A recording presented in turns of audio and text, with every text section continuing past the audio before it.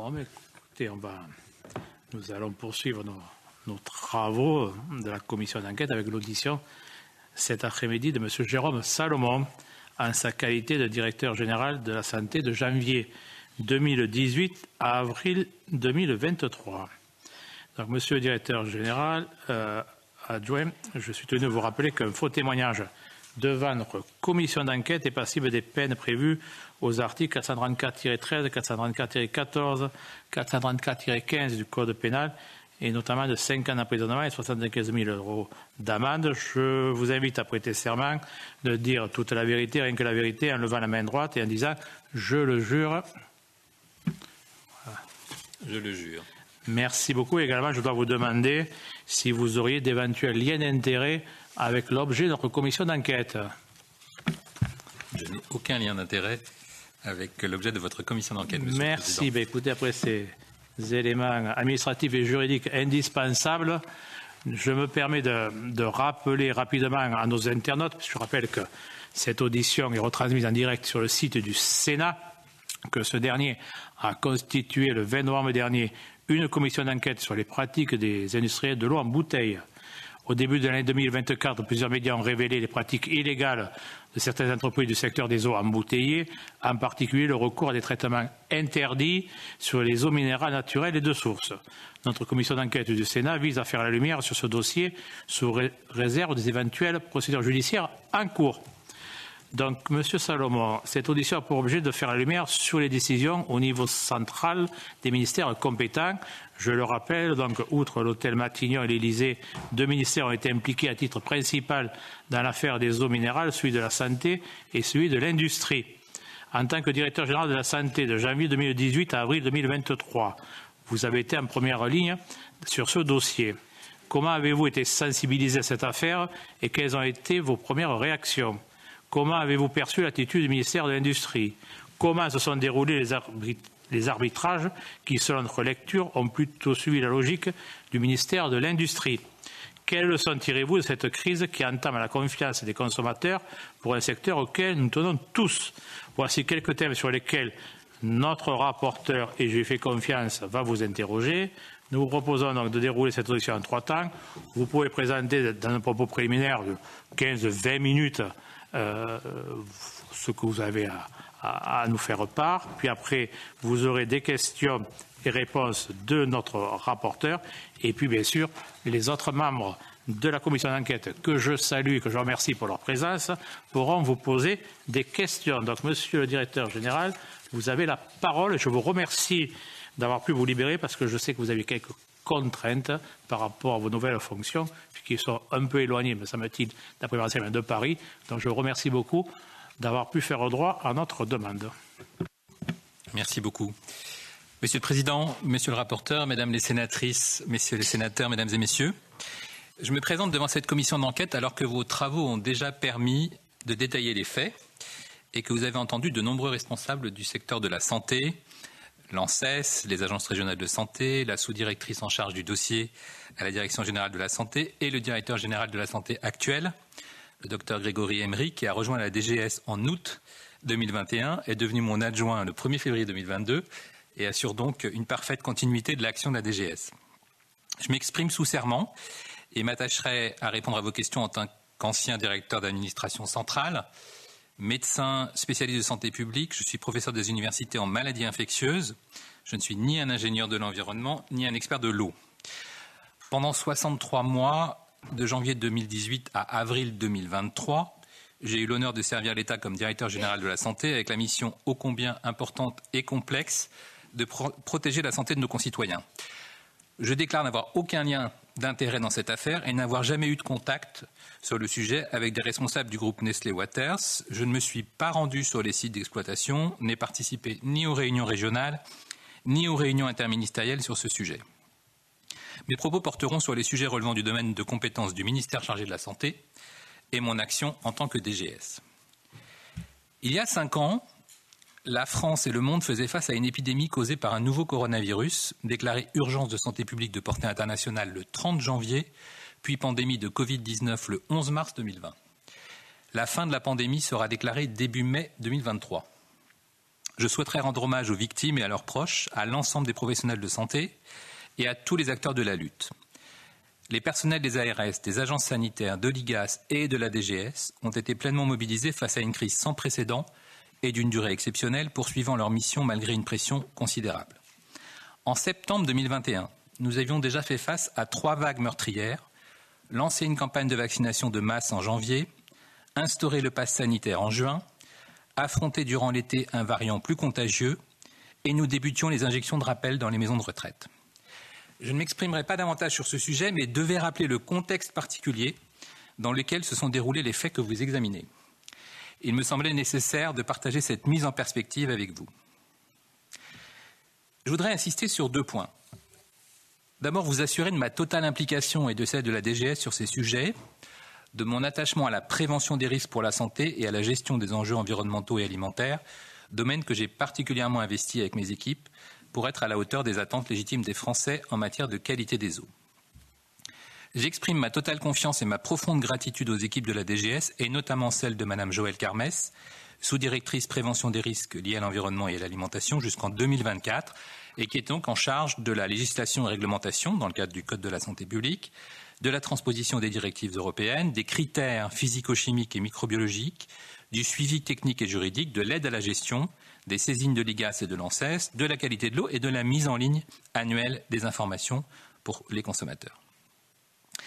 Les eaux conditionnées aux minérales naturels eau de source sont des denrées alimentaires.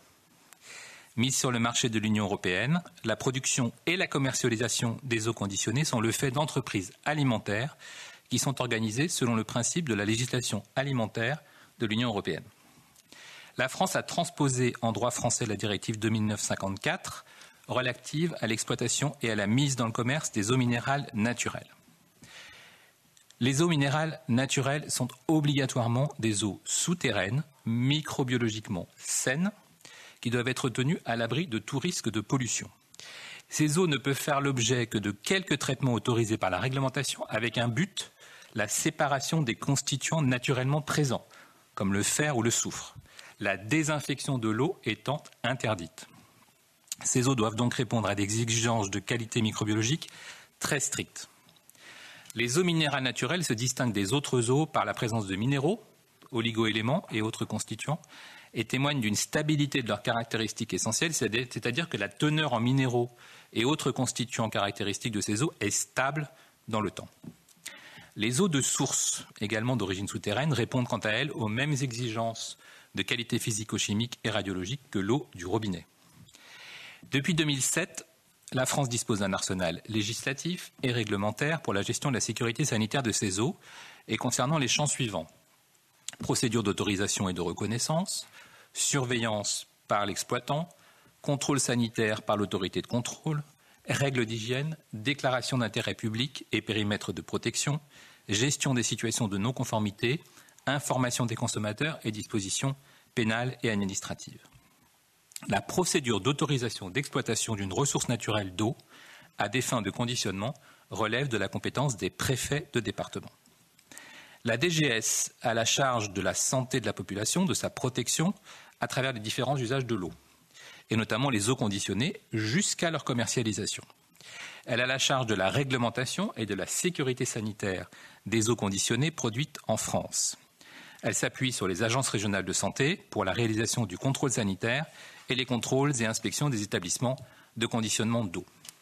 La France dispose donc d'une réglementation conforme au droit européen, définie au niveau national par la DGS et mise en œuvre dans les territoires par les ARS, qui apportent leur expertise sanitaire aux préfets chargés du pouvoir décisionnaire. Les missions de la DGS et des ARS commencent au point de captage et vont jusqu'au conditionnement des eaux embouteillées. Je rappelle que la qualité sanitaire des eaux conditionnées produites en France est très satisfaisante.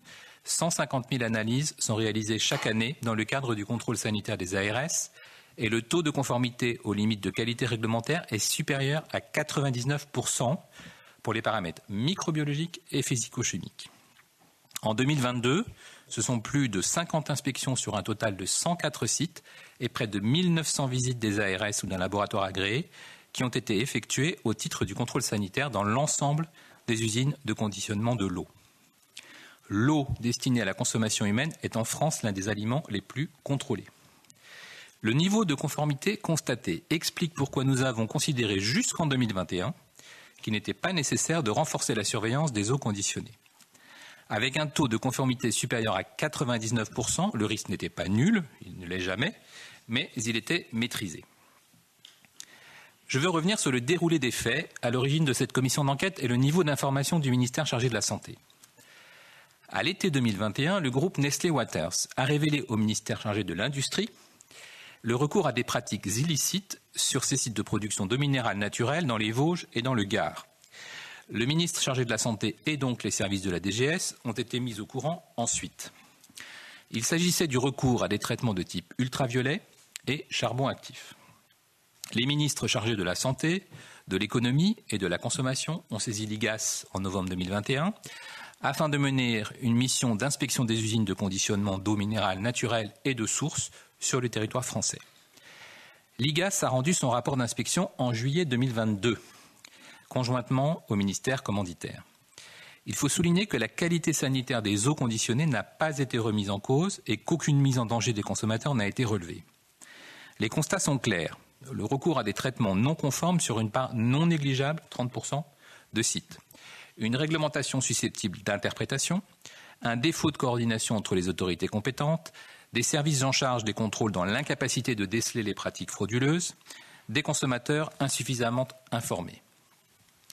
Les recommandations formulées sont cohérentes. Il est demandé à l'ensemble des autorités de contrôle plus de contrôle et plus de contrôle efficace, notamment s'agissant de la qualité de la ressource, plus de coopération entre les différents services de contrôle, une meilleure information des autorités européennes et des consommateurs et l'application du régime de sanctions strictes en cas de non-respect des règles sanitaires ou d'absence de loyauté.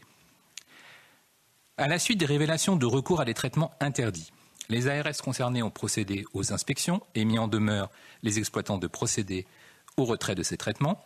Tenant compte de la nécessaire phase contradictoire, ces retraits ont été effectifs entre fin 2022 et mi-2023, selon les cas. À la suite du retrait des traitements interdits qui avaient pour finalité potentielle de pallier un défaut de la qualité de la ressource, il est devenu indispensable de s'assurer de la qualité originelle des ressources d'eau minérale naturelle et ces travaux mobilisent les ARS, en particulier de Grand Est et d'Occitanie, depuis 2023. Je souhaite rappeler la situation française en matière de sécurité sanitaire des eaux minérales naturelles. Selon l'analyse de la DGS, le dossier Nestlé Waters n'est pas une alerte de sécurité sanitaire, mais un sujet de fraude. Est-ce que le consommateur a été dupé? Indéniablement, quand on utilise des UV ou du charbon pour des eaux minérales naturelles. Est-ce que le consommateur a été exposé à un danger avéré pour sa santé? Je ne dispose d'aucun élément en ce sens. Quand les minéraliers ont décidé d'avouer avoir recours à des traitements non autorisés, ils ne se sont pas présentés au ministère de la Santé parce que leurs pratiques pouvaient nuire à la santé de leurs consommateurs. Ils se sont présentés au ministère de l'Industrie parce que leurs pratiques étaient frauduleuses.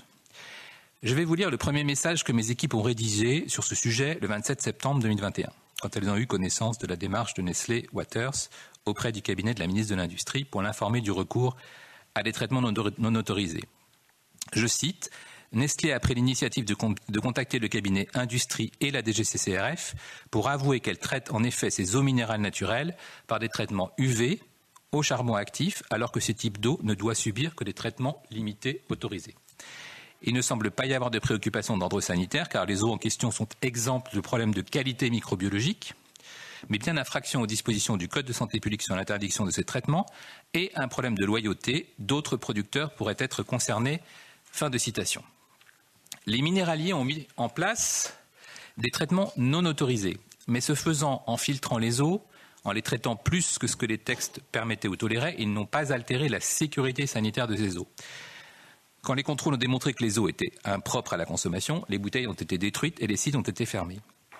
Les différents rapports produits depuis 2022 invitent à clarifier la législation européenne et nationale. Il est parfois reproché au ministère chargé de la Santé de ne pas avoir interrompu la production et informé les autorités européennes et les consommateurs. Comme cela a déjà été indiqué à votre commission d'enquête, compte tenu des traitements effectués, la qualité sanitaire des eaux n'était pas remise en cause et celle-ci ne présentait pas de danger avéré pour le consommateur. Ces eaux, sur lesquelles les traitements étaient appliqués à la source, respectaient les limites de qualité réglementaire pour les paramètres microbiologiques et physico-chimiques. Le constat de fraude et d'absence de loyauté pour le non-respect des règles d'étiquetage des produits commercialisés ne relève pas de la compétence et du pouvoir de décision du ministère chargé de la Santé. La DGS, dans cette affaire comme dans tous les sujets concernant l'environnement et l'alimentation, a toujours été vigilante et mobilisée, rigoureuse et réactive, particulièrement attentive aux enjeux de santé publique et donc de protection des consommateurs. Je salue le professionnalisme et l'engagement des agents de la DGS. Mesdames, Messieurs, permettez-moi de conclure ce propos. La question de la qualité des eaux est particulièrement complexe et sensible dans un contexte de raréfaction de l'eau de bonne qualité, avec des épisodes de sécheresse, puis d'inondation, des conséquences croissantes du changement climatique, dans un contexte d'inquiétude de la part des consommateurs, alors que les eaux conditionnées disponibles dans le commerce sont perçues comme des produits de qualité supérieure. Face à ces enjeux, la priorité de santé publique et qui relève des collectivités, dans le cadre du service public de l'eau, est de garantir un accès à une eau potable pour tous. Monsieur le Président, Monsieur le rapporteur, Mesdames les sénatrices, Messieurs les sénateurs, je vous remercie pour votre attention et me tiens à votre disposition pour répondre aux questions. Écoutez, Monsieur le Directeur, je vous remercie pour ces propos préliminaires. Je laisse tout de suite la parole à Monsieur le rapporteur. Merci beaucoup, Monsieur le Président. Merci, Monsieur Salomon, d'être avec nous. Vous êtes un acteur important de ce dossier. Votre action, finalement, est assez protéiforme et très importante sur le sujet qui nous concerne. Si vous me permettez, je vais essayer de suivre un raisonnement un peu chronologique, puisque finalement, dans cette affaire, c'est peut-être la meilleure manière de procéder, puisque ça permet de soulever un certain nombre de questions. Oui, voilà. Et l'esprit qui nous anime, je précise, comme le Président m'y invite, c'est d'avoir plutôt un jeu de questions-réponses pour pouvoir progresser ensemble dans le raisonnement. Je reviens peut-être au début sur le moment du porté à connaissance du ministère de la Santé.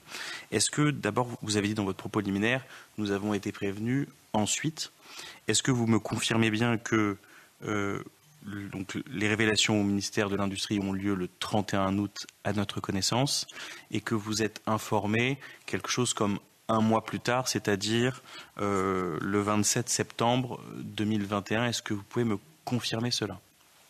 Oui, absolument. En fait, le message est passé par les cabinets, de cabinet à cabinet, et ensuite les cabinets nous ont transmis l'information. Donc on était effectivement sur la deuxième quinzaine de septembre. D'accord, je vous remercie. Peut-être sur la question de la maîtrise du risque sanitaire et les questions que vous-même vous vous êtes posées. Dans un mail qui date du 1er octobre et que vous adressez à Virginie Beaumenier, qui est la DGCCRF, la répression des fraudes, vous qualifiez d'emblée ce que vous nous avez dit il y a un instant, ces pratiques de frauduleuses, et estimez que Nestlé doit répondre d'un éventuel risque sanitaire relatif à la qualité de ses eaux. Et ma question, c'est comment vous appréciez à ce moment-là ce risque sanitaire ? Parce que j'ai bien entendu ce que vous avez dit sur le fait, et je le partage, que ces traitements interdits, finalement, renforçaient quelque part la sécurité sanitaire tout en contrevenant à la réglementation sur les eaux minérales naturelles. Mais la question du retrait de ces traitements, vous évoquez le chiffre de 99% de taux favorables, finalement, était faussé par l'existence de ces pratiques des industriels. Donc, comment à ce moment-là, vous vous posez la question du risque sanitaire ? Merci, c'est peut-être le nœud de l'affaire, donc je vais essayer de prendre mon temps pour vous expliquer. Pourquoi est-ce qu'on met des filtres et pourquoi est-ce qu'on met des seuils ? Et on n'a pas inventé des seuils, et c'est un passé important, on ne va pas reprendre toute la réglementation, mais je pense que vous en disposez puisqu'il y a à la fois des avis européens, des réglementations européennes et des avis même de l'AFSA remontant au début des années 2000.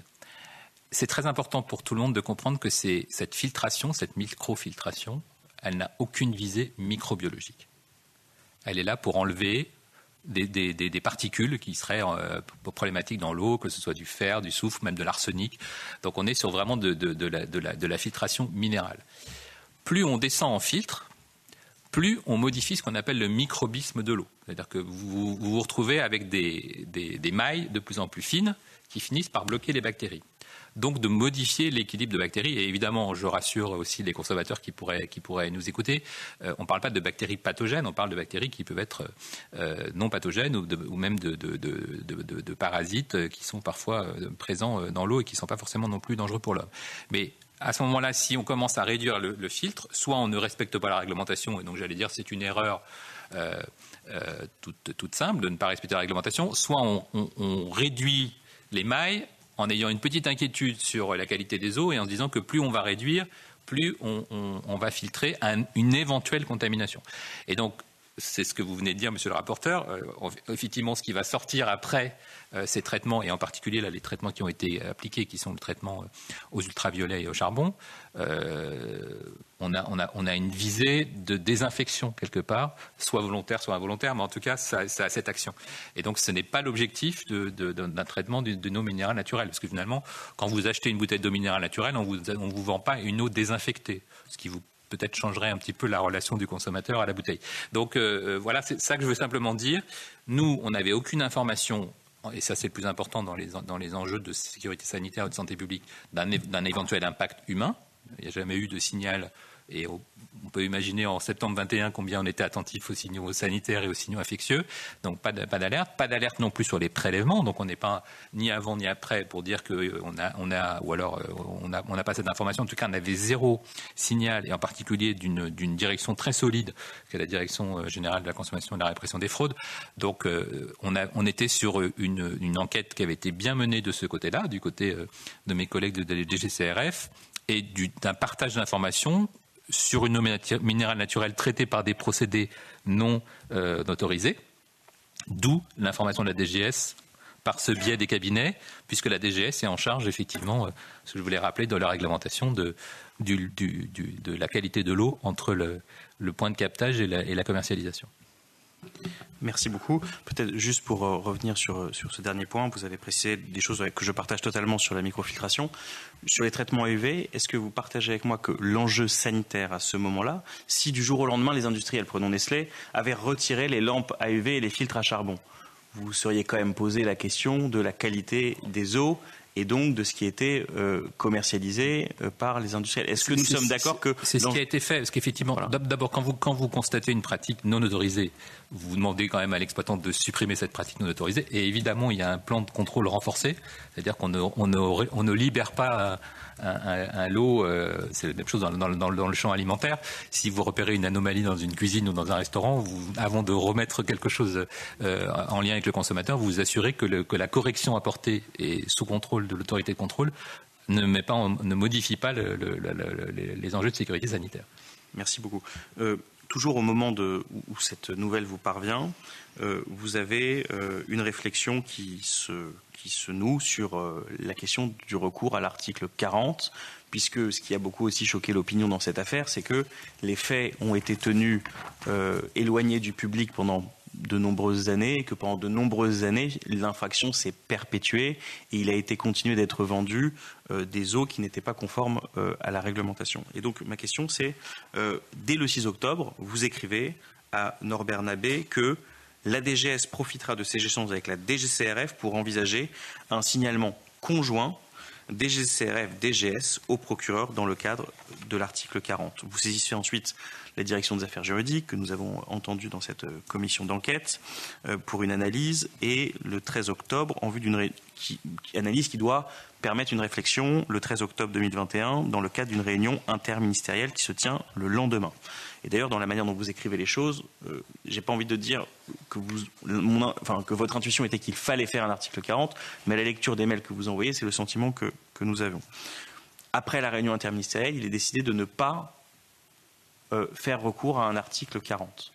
Est-ce que vous pouvez nous expliquer comment cette décision s'est nouée, comment vous êtes rentré vous-même dans cette discussion? Est-ce que parce que l'un des M. Tauboul, qui est le directeur des affaires juridiques, nous a dit, pour moi c'était à la DGCCRF de faire le signalement. Il y avait la DGCCRF dans cette réunion interministérielle. Est-ce que vous pouvez nous dire comment le non-recours à l'article 40, qui pour nous est problématique, c'est noué? Merci. Effectivement, vous aurez noté d'ailleurs que le délai temporel est assez bref entre le signalement des faits et mon interrogation. Alors, je ne suis pas un juriste, hein, je parle devant des législateurs, mais simplement, effectivement, je me suis très rapidement posé la question. Bon, c'est peut-être aussi l'expérience de la Direction générale de la santé qui fait qu'on est assez réactif sur ces signalements. Il y avait plusieurs choses. Vous l'avez très bien dit, c'est un signalement qui a été fait auprès du cabinet du ministre de l'Industrie, de la ministre de l'Industrie le 31 août. Nous, on a eu l'information par le cabinet le 24 septembre, précisément, monsieur le rapporteur, et on a eu eu la transmission aussi de la note de GCCRF. Cette note, elle était très informative sur le fait que plusieurs groupes produisant des eaux minérales naturelles achetaient des FIT non autorisés ou avaient des traitements qui n'avaient pas pu démontrer leur capacité, qui n'avaient pas été donc d'une efficacité avérée, en tout cas qui n'étaient pas autorisés. Et effectivement, j'ai envisagé très rapidement la saisine du procureur de la République au titre de l'article 40. C'est pour ça que j'ai demandé et que j'ai saisi, et vous l'avez rappelé, le directeur des affaires juridiques, pour qu'il me donne un conseil au regard des manquements susceptibles d'avoir été commis par Nestlé.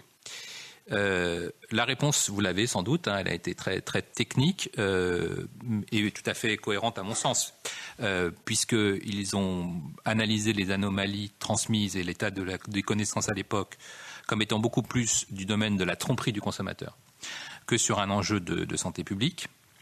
Et donc, on voit bien qu'on avait l'alerte côté ministère de l'économie des GCCRF, et donc la réponse de la DAGE, de la direction des affaires juridiques, a été il faut faire une enquête. Ça, c'était plutôt une bonne proposition. On était déjà dessus d'ailleurs, c'est-à-dire savoir exactement quelle était l'ampleur du phénomène.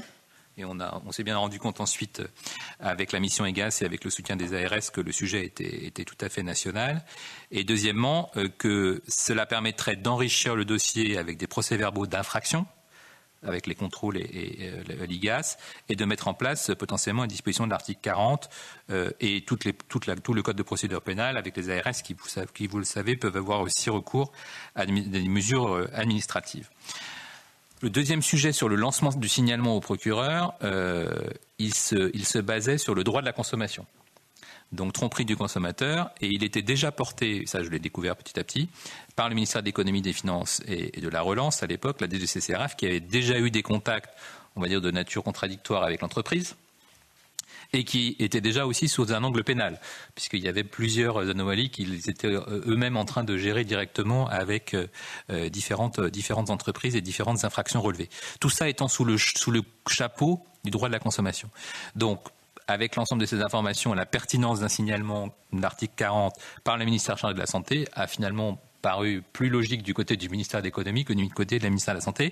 Et ce qui est intéressant aussi, et quand même le rappeler maintenant, c'est que tous les manquements au code de la santé publique, pour moi, doivent faire l'objet d'un signalement. Et c'est ce qu'on a fait d'ailleurs, puisque vous avez évidemment entendu la directrice générale de l'ARS Grand Est, qui a eu elle-même des inspections très poussées sur le territoire et sur les principales installations de sa région, et qui a saisi le procureur de la République avec notre information et avec notre appui, puisque évidemment on a apporté aussi un soutien technique côté DGS et un soutien juridique côté DAGE, parce que là encore il y avait des infractions de nature différente. Et d'ailleurs, le niveau de signalement de l'article 40 à un procureur, le texte est assez clair, c'est la personne qui est la plus proche du délit ou de l'infraction qui a le plus intérêt à saisir le procureur incriminé. Oui, et par ailleurs, permettez-moi, juste sur la réunion justement du 14, est-ce que vous évoquez ce sujet avec la DGCRF sur leur intention de mettre en place un article de 40, puisqu'en fait, finalement, la décision est différée. Et la décision est différée, mais j'allais dire pas pour des raisons, on n'y va pas. Des raisons, on veut préciser ce qui se passe, parce qu'en fait, on venait d'avoir un signalement. On décide de faire une triple inspection, puisqu'en fait, les trois ministres saisissent l'inspection, donc c'est quand même un signe de la préoccupation ministérielle sur ce sujet. Et plutôt que de faire un article 40 en disant on présume qu'il y a tromperie ou on présume qu'il y a des traitements, des tromperies du consommateur par des traitements non autorisés, quelle est l'ampleur du phénomène? Donc c'était plutôt pour préciser les choses et avoir ce retour précis des ARS pour savoir si on était sur une région, deux régions, plusieurs régions. Alors, c'est cette espèce de suspension du signalement dans l'attente d'avoir les inspections. D'accord, mais quand même une surprise qui n'appelle pas forcément de réponse de votre part parce que vous n'êtes pas concerné, mais en fait, en août, Nestlé vient dire, il n'y a pas de doute sur le caractère frauduleux, vous-même vous le signalez, il n'y a pas de doute sur le caractère frauduleux, et finalement le fait de différer va faire que, jusqu'à ce que l'association Foodwatch, pour ce qui concerne l'Occitanie, aille devant la justice, finalement, en Occitanie, il ne va rien se passer pendant plus de 4 ans. Voilà, c'est juste pour vous le signaler. Mais la réaction de l'ARS Grand Est est beaucoup plus précoce. Et par ailleurs, c'est un dossier qui a été d'emblée porté, piloté par un autre ministère. Donc, il y a un moment où et c'est pas quelque chose de nouveau. Mais donc, ça n'a pas été évoqué en ces termes lors de la réunion du 14. Et on n'était vraiment pas sur un recul. Enfin, je veux dire, pour moi, j'ai pas du tout senti comme ça. C'était plutôt, il faut définir beaucoup plus précisément ce qui se passe. D'accord. Peut-être à la suite, donc vous l'avez commencé à l'évoquer, la question de la saisine de l'IGAS. Vous allez voir, je vous cite souvent parce que vous avez le beau rôle souvent dans cette affaire. J'essaye d'être juste dans ce que vous faites. Dans les échanges de mails qui préparent la RIM du 14 octobre, vous suggérez à Norbert Nabé et à Pierre Bernardo du cabinet santé le lancement d'une enquête administrative par les ARS concernés et une mission de l'IGAS du contrôle des 2 sites de conditionnement de Nestlé. Finalement, la solution retenue n'est pas celle-là puisque les ARS ne vont pas être mis au courant il ne va pas y avoir d'enquêtes administratives qui vont être lancées par les ARS. Le choix va être fait d'un contrôle IGAS avec tout le secteur qui est concerné. Et une question qui nous vient dans la documentation sur les raisons de ce choix. Peut-être que vous pouvez nous exprimer pourquoi le choix n'a pas été fait de confier des enquêtes administratives aux ARS. À un moment dans la documentation qui nous a été parvenue, il nous est dit « Les cabinets santé et industrie n'étaient à ce stade pas favorables à mobiliser les services déconcentrés que sont les ARS afin de ne pas partager trop d'éléments ». C'est ce qui est écrit, je cite ici Corinne Félier, chef du bureau de la qualité des eaux, qui rapporte ses propos à la sous-directrice Joëlle Carmès le 5 octobre 2021. Pourquoi cet attentisme, c'est des propos rapportés du cabinet, pourquoi cet attentisme du cabinet santé et qui en était, selon vous, si vous le savez, à l'origine ? Alors, je ne vais pas commenter les décisions éventuelles du cabinet santé. Vous les avez d'ailleurs, je crois, déjà auditionnées. Mais pour moi, il n'y a pas de grande différence entre les 2 descriptions que vous avez faites. C'est-à-dire que l'inspection de l'IGAS, elle s'appuie toujours sur les ARS. Donc, on ne peut pas imaginer une inspection IGAS dans un site de production ou un site d'exploitation sans que l'ARS soit directement en appui technique, parce que les inspecteurs de l'IGAS ont beaucoup de compétences, mais évidemment, ils s'appuient sur les ARS et toutes les missions d'inspection de l'IGAS sont signalées aux ARS. Il y a un organe de direction des ARS qui se réunit mensuellement et évidemment, les inspections, en particulier à cette époque, sont signalées. Donc, on ne peut pas dire qu'on a envoyé l'IGAS sans informer les ARS. Mais là encore, quand même, sur les délais que je vous signale pour essayer de les comprendre avec vous, puisque vous connaissez la machine mieux que nous, c'est seulement donc le 5 avril 2022 que l'ARS Grand Est va être informée de ce qui se passe et le 3 novembre 2022 pour l'ARS Occitanie. Comment vous comprenez en fait ces délais et finalement on est quand même sur une situation qui appelle des enquêtes administratives avec l'inspection générale des affaires sociales qui n'est pas forcément comme les ARS en mesure d'apprécier le risque sanitaire. Donc comment vous expliquez que en tout cas que les inspections de terrain aient eu lieu finalement que donc attendez 5 avril on est maintenant quasiment et puis 3 novembre on est plus d'1 an finalement après les révélations qui sont arrivées au ministère de la Santé. Alors je corrige un tout petit peu parce que la saisine de l'IGAS elle est du 19 novembre 2021. 2021, oui. Et 3 novembre 2022 la présentation du rapport rapport en juillet 2022. Donc ils ont quand même bien travaillé. C'est un immense travail. Oui, mais sur plusieurs mois. Par rapport à votre recommandation, l'ARS Occitanie, par exemple, n'a pas inspecté Perrier. Ah, je peux pas vous dire, je peux pas vous donner les informations région par région parce que heureusement les ARS gèrent leur région. D'accord, mais le dossier part de Perrier, enfin le dossier part de Nestlé Waters. Oui. Et finalement, on n'inspecte pas. Dans le cadre de la mission IGAS. Finalement, tout va suivre Après, ce qu'il faut quand même réaliser, c'est que là, on est sur un champ gigantesque, parce que quand même, compte tenu du nombre de sites et du nombre d'acteurs, on est fin 2021, l'IGAS est mobilisé, on se rappelle un petit peu des circonstances. L'IGAS, c'est d'ailleurs, contrairement à ce que vous avez dit, monsieur le rapporteur, désolé, il y a quand même des compétences techniques au sein de l'IGAS, donc c'est des gens qui ont des profils très variés, qui ont même pas souvent des profils techniques et médico-scientifiques tout à fait intéressants, donc il a fallu constituer cette inspection. Et ensuite, l'inspection se déploie sur les différents sites. Donc, on peut effectivement imaginer que c'est chronologique et qu'on ne peut pas aller sur tous les sites en même temps. Mais avoir un rapport de l'IGAS aux 3 ministères présenté en juillet ne me choque pas par rapport à un lancement de la mission le 19 novembre, compte tenu de la complexité de la situation d'une part et du contexte qui était quand même très particulier sur la pression qui était exercée sur les ARS par ailleurs. Entendu. Moi, je retiens quand même qu'il y a un sujet sur le fait qu'on sait qu'un acteur fraude et on ne va pas l'inspecter dans le cadre d'une mission d'inspection dont l'objet était de répondre à la question initiale. Mais je garde cette appréciation pour moi. Peut-être un point qui est très important, et après je passerai la parole au président qui pourra la délivrer comme il l'entend, juste un point sur la manière dont s'est construite la décision politique qui a amené la question de l'abaissement des seuils de microfiltration chez Nestlé, parce que c'est un point qui me semble assez important dans notre affaire. En septembre 2022, tout commence puisque nous avons trace d'une demande qui est formulée par la direction de Nestlé au cabinet de la ministre de l'Industrie de se voir autoriser le recours à la microfiltration à 0,2 microns dans leurs usines pour arrêter les traitements à UV, puisque, alors là la question de la désinfection est posée, puisque c'est pour arrêter les traitements à UV qu'on passe à la microfiltration.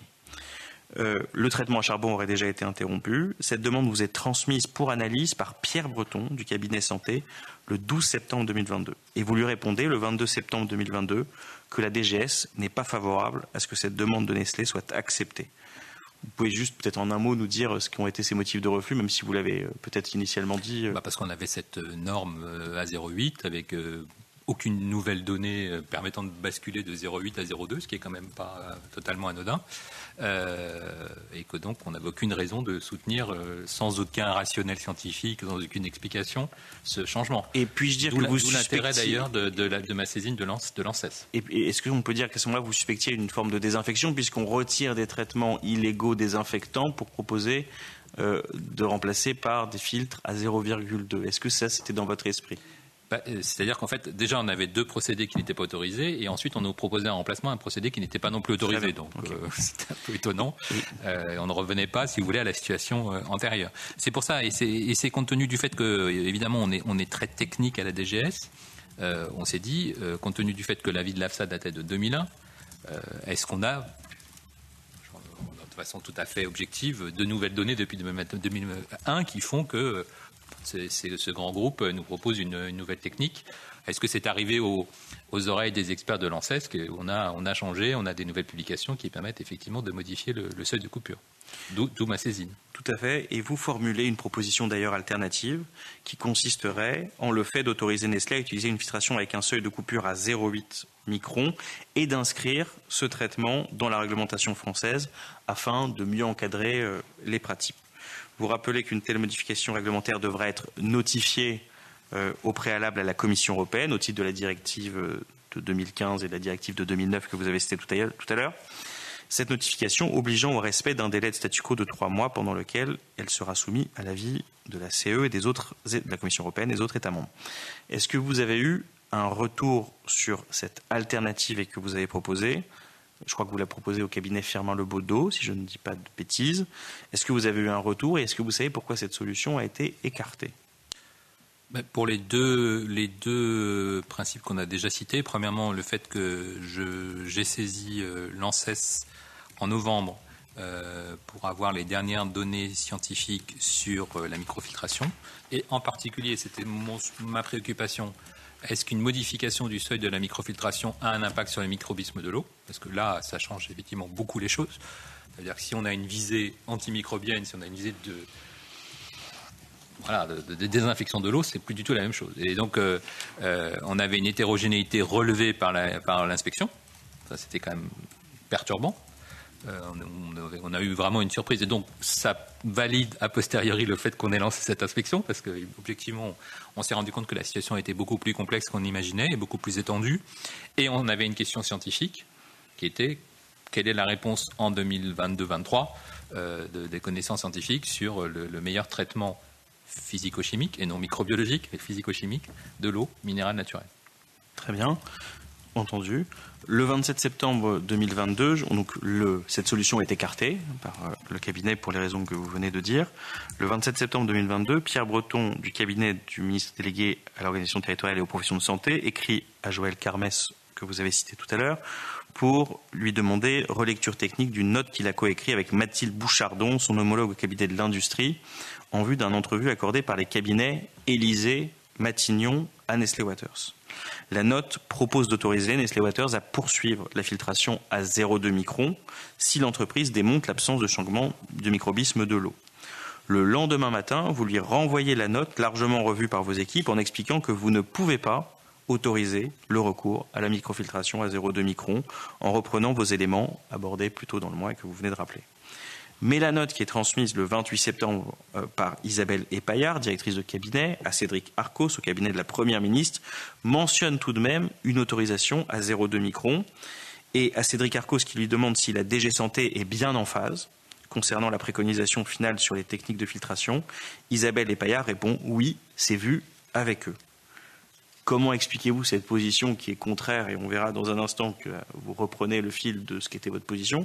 Est-ce qu'à un moment, à la DG Santé, vous avez bougé en faveur de ça? Et donc, sinon, est-ce que vous considérez que oui, c'est vu avec eux n'est pas la vérité? Il faudra poser la question au cabinet santé, mais je pense que vous avez mes notes, elles sont claires. Donc, en l'absence de retour... Non, là, c'est la DG Santé. Elle dit la DG Santé est bien en phase. Oui, mais il faudra... Vous n'avez pas de... Moi, j'ai pas cet échange et je n'ai pas donné mon accord vous n'avez pas donné sur un changement. Accord. Donc, ma position a été claire, et en particulier, non pas que je fasse de la politique, mais simplement que j'étais dans l'attente des conclusions du rapport de l'ANSES. Donc, pour moi, j'avais posé une question. Et tant qu'on n'avait pas la réponse à la question, je ne pouvais pas bouger. Donc, côté technique. Si je reprends vos propos, si j'ai bien compris, ça veut dire que ces propos que vient de dire M. le rapporteur sont faux. Pour vous. Enfin, faux, non, je ne peux pas. Enfin, ne sont pas vrais. Oui, on va aller progressivement, si vous voulez. Je sais même pas qui ne sont pas de votre part. Ne sont pas de votre part. Non, mais le rapporteur a très gentiment rapporté les échanges DGS et que la DGS avait fait des remarques. Mais vous comprenez, c'est important pour nous de comprendre. Et je vous remercie de. Je pense qu'on apprécie l'ensemble des membres de la commission d'enquête. Je pense, monsieur, votre franchise. Voilà, exactement. En fait, moi, je tiens à la saluer. Si les services de la DGS et le DGS prennent une position vis-à-vis du cabinet, ensuite le cabinet, c'est tout à fait son rôle. Vous comprenez, pour monsieur le rapporteur, qui est un homme précis, c'est important pour nous, vous nous confirmez que ces propos ne sont pas de vous. Mais mes propos ne sont pas rapportés, en fait. Non, c'est pas. Quand Mme Epaillard dit oui, c'est vu avec eux, non, c'est pas vu avec vous. Si je résume. C'est pas vu avec moi. Voilà. C'est la seule chose que je peux dire. Oui, parce qu'elle parle de la DG Santé. Oui, mais la DG Santé, moi je suis DGS, mais voilà, je ne sais pas. Donc vous pensez qu'il est possible que quelqu'un dans vos services ait dit à Mme Epaillard franchement, il faudra lui demander. Enfin, moi, je n'ai pas souvenir d'avoir été saisi, et j'ai par contre souvenir effectivement d'avoir très bien travaillé avec le cabinet pour leur donner notre point de vue. Après, vous le savez très bien, les services donnent un avis et les cabinets peuvent décider autrement. Heureusement que c'est la vie quotidienne des cabinets. Mais en tout cas, nous, on n'a pas bougé du jeudi après-midi au vendredi matin ou du vendredi au... Très bien. Alors, c'est que le 2 octobre, en effet, que Isabelle Epaillard transmet à Cédric Arcos une note position du ministère de la Santé qui, elle, ne soutient pas la proposition d'autoriser la microfiltration à 0,2 microns, mais seulement à 0,8. Cédric Arcos et Victor Blons l'interprètent comme un gros changement de position du ministère. C'est leur mot que je me permets de rapporter. Qu'est-ce qui s'est passé? Est-ce que vous savez? Est-ce que vous pouvez nous dire un peu? J'imagine que quand même, vu le déroulé de la discussion, est-ce que les discussions étaient serrées? Qu'est-ce que vous pouvez nous dire de ce moment-là? Et voilà, qu'est-ce qui s'est passé? Alors, comme n'ayant participé à aucune réunion interministérielle, ce qui est assez logique d'ailleurs, parce que les réunions interministérielles convoquent les cabinets, on peut imaginer qu'il y a eu des discussions entre cabinets et certains arguments l'ont emporté sur le cabinet santé, mais c'est quand même classique aussi dans les arbitrages interministériels que tout le monde n'ait pas l'avantage dans une discussion technique. Pour moi, ça ne me surprend pas. Et donc, n'ayant pas participé, je ne peux pas vous en dire plus sur quels sont les arguments qui ont permis de modifier la position. Oui, mais si vous voulez, on voit que la direction générale de la santé monte en pression. Le 20 janvier, quelques jours... On monte jamais en pression. Oui, j'imagine. Surtout à ce mois. Le 20 janvier 2023, quelques jours avant la CID, la conférence interministérielle qui décide, une note du cabinet santé est transmise au cabinet de la Première ministre. Elle propose de suspendre immédiatement l'autorisation d'exploitation et de conditionnement de l'eau pour les sites Nestlé dans les Vosges, compte tenu des enjeux sanitaires, je cite, et réglementaires rendant impossible d'accepter une microfiltration telle qu'elle est proposée. Savez-vous quelle suite a été donnée à cette note de la DGS? Oui, une note du cabinet santé. Du cabinet santé.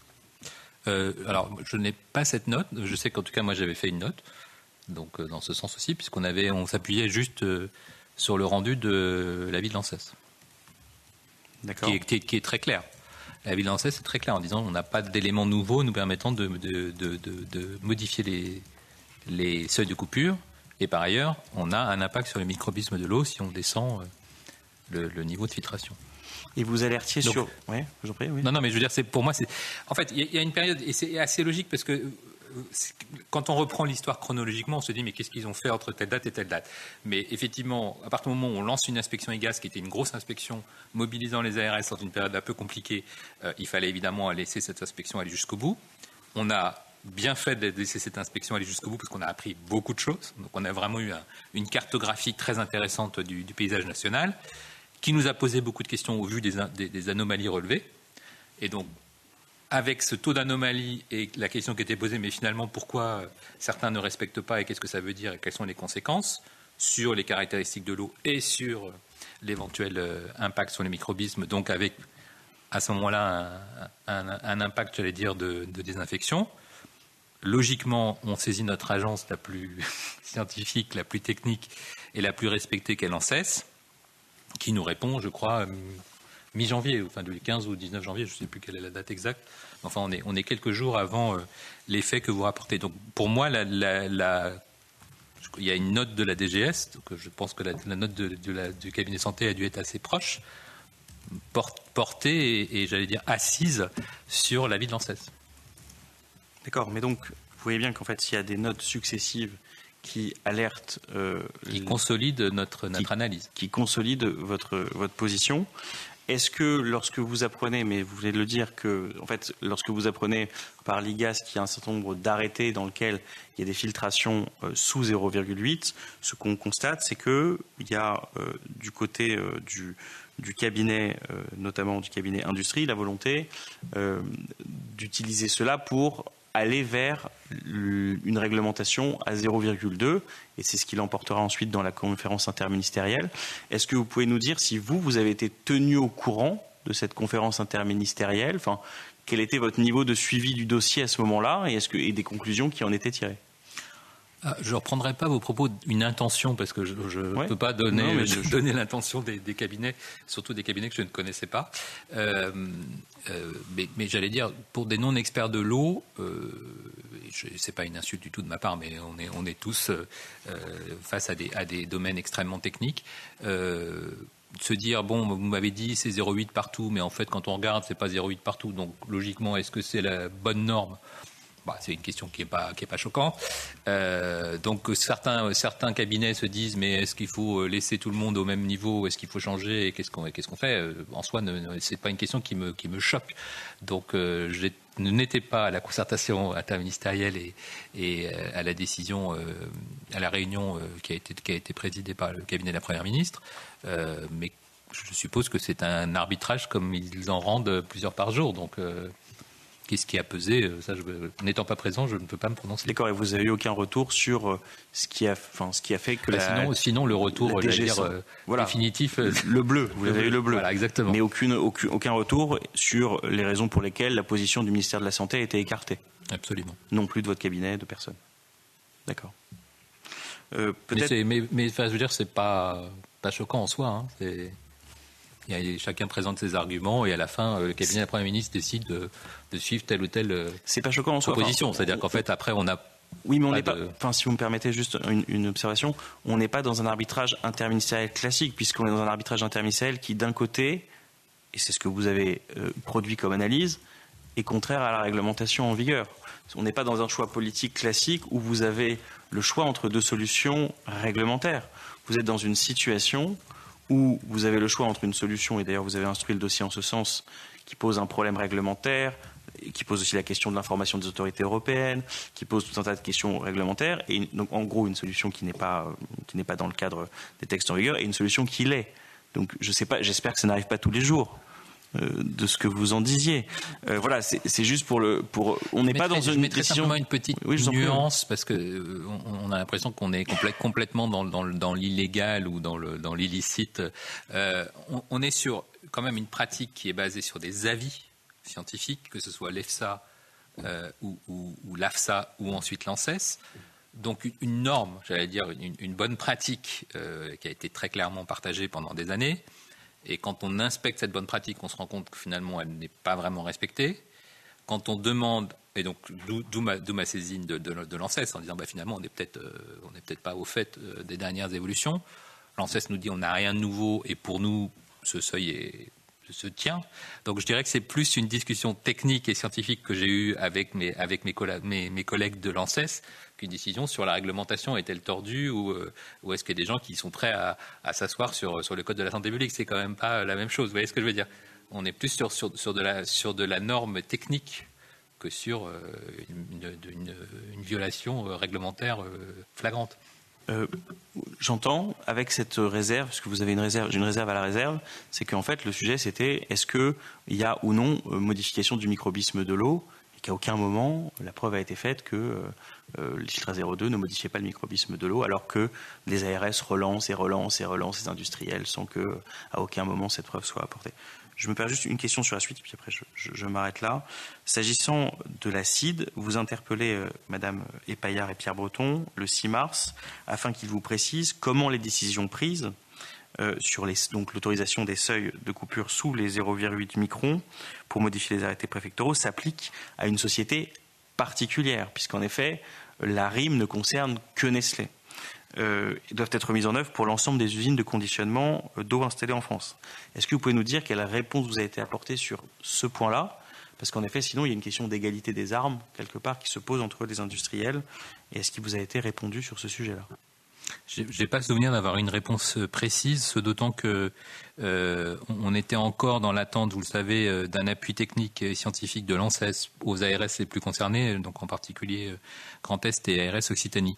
Donc en fait, oui, on peut présenter les choses comme une certaine hétérogénéité, mais en pratique l'hétérogénéité, elle avait déjà été constatée par le rapport de l'IGAS. Donc on était déjà devant une situation hétérogène, devant une question technique qui avait été tranchée par l'ANSES, et ensuite devant un appui scientifique et technique qui me paraissait le plus important, parce qu'en fait on voit bien que, si vous voulez, dans cette affaire, on procède par cercle concentrique. C'est peut-être ça que je trouve le plus intéressant. On a un signal initial qui finalement est amplifié par les conclusions de l'IGAS, qui pose une question technique qui n'était pas évidente jusque-là. Donc, est-ce que finalement ce seuil est valable ou pas? Donc, on relance l'ANSES qui nous répond pas d'éléments nouveaux, et on se retrouve de nouveau devant une hétérogénéité de décision. Qu'est-ce que ça implique? Comment on accompagne les ARS dans cet accompagnement? Et qu'est-ce que ça ensuite engendre au niveau européen? Parce que de toute façon, on était déjà sur la saisine du SGAE, et quelle est la situation générale européenne compte tenu de notre réglementation et de notre directive européenne. Donc pour moi le sujet s'est amplifié de réponse en réponse. Merci beaucoup. Merci beaucoup. Alors, maintenant, on a deux collègues qui veulent poser des questions. Il y a M. Gillet et Mme Gull. On va laisser la parole à M. Gillet. Et je vais demander peut-être à Mme Vantalon de me remplacer quelques instants parce que j'ai un appel urgent à faire. Si elle peut. Merci, Monsieur le Président. Monsieur le rapporteur, si vous me le permettez, je vais essayer de fonctionner un peu comme vous pour que les différentes questions soient aussi dans une approche assez dynamique. Monsieur Salomon, j'arrive toujours pas à comprendre sur quels éléments vous vous êtes conforté pour certifier qu'il n'y avait pas de problème sanitaire. C'est-à-dire, quels sont les éléments, à partir du moment où vous en avez eu connaissance, qui vous ont été apportés, quelles sont les pièces d'ailleurs que vous pouvez nous remettre, factuelles, qui démontraient qu'il n'y avait aucun problème sanitaire et qu'on était donc simplement sur une fraude et qu'il n'y avait aucun risque de problème sanitaire. Mais c'est assez simple. En fait, les eaux minérales naturelles sont contrôlées. Donc quand il y a une anomalie, on ne parle même pas de conséquences humaines, on parle d'anomalie microbiologique. Si vous avez une contamination d'une eau, elle n'est pas mise sur le marché. Donc les contrôles étaient totalement satisfaisants, c'est ça que je veux dire. Donc on n'est pas devant présence de bactéries à risque pathogènes chez l'homme. Donc à partir du moment où tout, et ça ces contrôles-là sont faits, je veux dire, ils sont faits avant, ils sont faits après. Donc en plus, quand une ARS a l'information qu'un site pose problème, les contrôles sont encore renforcés. Donc tout ce qui est plan d'action va avec une surveillance renforcée. Donc il n'y a jamais eu, il faut quand même rassurer le consommateur, de l'eau contaminée avec les résultats des microbiologiques disant que l'eau est contaminée, envoyée au consommateur. Heureusement qu'on n'a pas ce genre de situation. Donc ça, c'est la partie contaminée, et encore moins, parce qu'on a quand même plusieurs signaux, d'anomalies cliniques humaines faisant suspecter une origine hydrique. Donc on est quand même pas sur un signal sanitaire, heureusement, parce que sinon, là, évidemment, la DGS était pilote du sujet, comme tous les sujets de sécurité sanitaire. Donc vous vous êtes uniquement appuyé sur le processus normal de contrôle, mais quand l'entreprise a mis en place ces systèmes illégaux, c'est parce qu'il y avait une non-conformité. Ça, c'est vous qui le dites. Moi, je n'ai pas de résultat d'anomalie microbiologique. Alors pourquoi elle l'aurait mis en place? Ça, il faudra leur demander. Mais... En tout cas, excusez-moi, je reformule. C'est-à-dire que quelque part, non, laissez-moi finir. Quelque part, une entreprise qui a donc pignon sur rue met en place un système illégal de microfiltration et de traitement, dont on peut penser que la vocation était quand même de sécuriser sa ressource, mais quelque part, vous ne cherchez pas en amont. Vous ne cherchez pas à investiguer en amont s'il y a pu y avoir des problèmes de commercialisation d'une eau qui n'était pas traitée à l'époque et qui pouvait comporter des problèmes sanitaires. Non, mais je crois qu'il ne faut pas inquiéter le consommateur. J'inquiète personne, je pose des questions. C'est important. L'eau, elle est tout le temps contrôlée. C'est ce que je vous ai dit, le nombre de contrôles est impressionnant. C'est l'aliment le plus contrôlé en France. Alors, je reformule à ce moment-là. Quels ont été les arguments de l'entreprise pour dire ça, vous leur demanderez. Non, mais moi, je ne sais pas pourquoi une entreprise met en place des... Excusez-moi, mais c'est quand même majeur de savoir que quand elle vient au niveau du ministère de l'Industrie, sans passer par le ministère de la Santé, et qu'elle dit qu'elle a mis en place un système qui était illégal. Ce système qui était illégal avait bien une vocation. Oui, mais... Et personne ne l'interroge pour dire mais pourquoi vous l'avez mis en place? Et vous ne l'interrogez pas, vous, pour savoir pourquoi ça a été mis en place? J'ai du mal à comprendre. Non, mais c'est très logique. Les intentions, ça, il faudra leur demander pourquoi ils ont mis ça en place. Mais ce qu'ils ont mis en place, ça c'est quand même très clair. Ça traite davantage l'eau qu'avant. Parce que plus vous rajoutez des étapes, en particulier d'UV et de charbon, plus vous modifiez la composition de l'eau. Donc on n'est pas sur une détérioration après le passage des filtres. Vous voyez ce que je veux dire? Ils auraient enlevé les filtres. Là, j'avais une inquiétude. Ils ont surtraité l'eau. De façon caricaturale, c'est comme si on vous avait mis un peu d'eau de javel dans votre eau potable. Ouais. Donc j'aurais dit, c'est pas bien de mettre de l'eau de javel, mais en soi, vous ne courez pas de risque particulier. Vous voyez ce que je veux dire? Et vous pensez le fait qu'ils aillent au-delà, effectivement, des systèmes qui étaient admissibles, c'était simplement pour faire bretelles et ceintures et qu'il n'y avait pas forcément de problème en amont? Je ne sais pas quelles étaient leurs intentions. Je ne sais pas ce qu'ils avaient. Vous ne savez pas quelles étaient vos intentions, mais en même temps, vous ne déclenchez pas l'article 40. C'est-à-dire que l'investigation en tant que telle, sur un risque éventuel sanitaire, quand l'entreprise prend la décision de faire, aurait justifié l'article 40 pour aller investiguer. Je vous ai expliqué la démarche d'analyse de la direction des affaires juridiques. Mais il y avait quand même un suivi très précis par la DGCCRF et en particulier par ma collègue Virginie Beaumeunier. Donc, les choses sont quand même très structurées dans le champ de la sécurité sanitaire. Soit on a un signal microbiologique ou clinique. Et là, de toute façon, il n'y a plus de sujet, et vous en avez des exemples très nombreux dans l'histoire de la sécurité sanitaire, c'est la DGS qui pilote. Oui, j'ai bien compris. J'ai bien compris vos éléments de réponse à ce niveau-là, ils sont clairs, il n'y a pas de souci, ça ne me pose pas de problème. Après, la question que vous posez, elle est très pertinente, c'est qu'est-ce qui s'est passé avant? Oui. Qu'est-ce qu'ils avaient comme résultat avant? Oui. Et pourquoi ils ont mis en place ces traitements? Et ça, objectivement, il faut leur poser la question. Ça Monsieur Salomon, ça a relevé d'une enquête? Mais il y a quand même des inspections sur place, des prélèvements renforcés, des plans d'action. Pas sur ce plan-là. Et un signalement de l'article 40. Pas sur ce plan-là. Le signalement de l'article 40 de la Direction générale de l'ARS Grand Est. Alors, vous parlez de l'Occitanie ou vous parlez de... De manière générale. Bon, ça, après, très, très clairement, il y a vraiment plusieurs points. Et c'est très, très important de les rappeler. Aucun élément microbiologique ne nous est adressé. Et on a quand même des services, il y a un service national d'enquête côté ministère de l'économie qui sait faire aussi ce sujet de suivi du signal. Deuxièmement, aucun signal de santé publique ou de sécurité sanitaire. Et troisièmement, des procédés qui sont, vous l'avez bien dit, pas autorisés. Donc que moi, considère peut-être pas comme un juriste, mais en tout cas comme frauduleux. Quelle a été l'explication, les raisons de mettre en place ces procédés? Pourquoi l'ont-ils mis? Il faut vraiment poser la question directement à l'exploitant. J'ai bien compris, monsieur Salomon. Quant à l'aval, ce qui est important, mais c'est quand même, je le redis, quant à l'aval pour le consommateur, il n'y avait pas de sujet puisqu'ils avaient surtraité l'eau. D'accord. Et par contre, cette eau, elle est évidemment contrôlée. Très très bien. J'ai bien compris, vous nous l'avez répété plusieurs fois, mais je reste néanmoins sur ma position par rapport à ça. Vous parlez toujours du règlement, mais aujourd'hui, on est toujours fondé sur un avis de l'AFSA sur les 0,8. On est bien d'accord. Le plan réglementaire n'a pas évolué par rapport à ça et n'a pas intégré l'avis de l'AFSA au niveau réglementaire. Donc vous évoquez plusieurs fois règlement, mais il n'y a pas de règlement en fait. C'est ce que j'ai répondu au rapporteur. Je le souligne, et depuis ça n'a pas évolué malgré effectivement les procédures qui ont été mises en place. Dernier point que je voudrais aborder avec vous, est-ce que vous estimez que les eaux minérales peuvent être bénéfiques pour la santé humaine ? Alors, c'est pas vraiment le sujet. Je dirais tout simplement que l'eau du robinet est probablement le plus simple pour nos concitoyens. Il n'en demeure pas moins qu'elles sont prescrites pour certaines par le corps médical. Oui, avec une communauté scientifique, on va dire, assez divisée sur le sujet. Donc, en fait, le message, il est quand même très important pour nos concitoyens. L'eau qui est servie au robinet, elle est quand même très, très contrôlée et les collectivités en sont responsables. C'est quand même l'eau la moins chère. Il y a aussi un sujet d'accès aux eaux minérales. Alors après, que certaines eaux minérales aient des propriétés particulières, peut-être. Malheureusement, on n'a pas une ressource scientifique suffisante pour comparer, notamment celles qui ont un taux de magnésium, par exemple, qui est un peu plus élevé. Oui, mais il y a du magnésium dans beaucoup d'aliments, donc c'est très compliqué de savoir.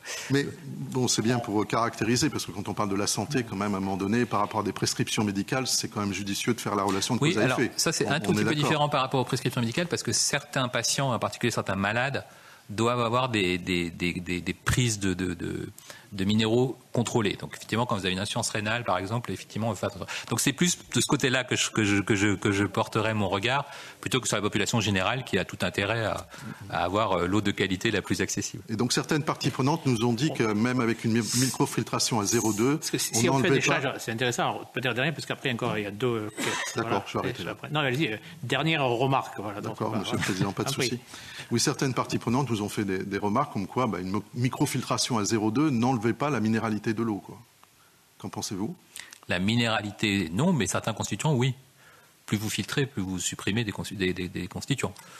Donc, on est bien d'accord. Après, la molécule d'eau, elle passe toujours, mais on est avec un impact sur les constituants qui est de plus en plus important, et c'est logique, puisque la maille est de plus en plus fine.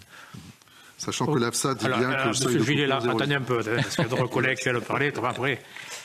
Madame Gull et Monsieur Califé vont se sentir. Alors, Antoinette Gull, vous avez la parole. Je vous en... Bien. Merci, Monsieur le Président. Monsieur Salomon, Monsieur le Directeur, merci. Alors déjà, merci parce que dans cette affaire, je crois, et le rapporteur l'a dit, vous avez été, j'allais dire, quasiment le seul, ou en tout cas la seule entité, à dire ce que nous disons aujourd'hui au grand public, c'est-à-dire qu'effectivement, il y avait un problème et que ces eaux n'auraient pas dû être commercialisées telles qu'elles l'ont été. Donc, merci d'avoir fait cela.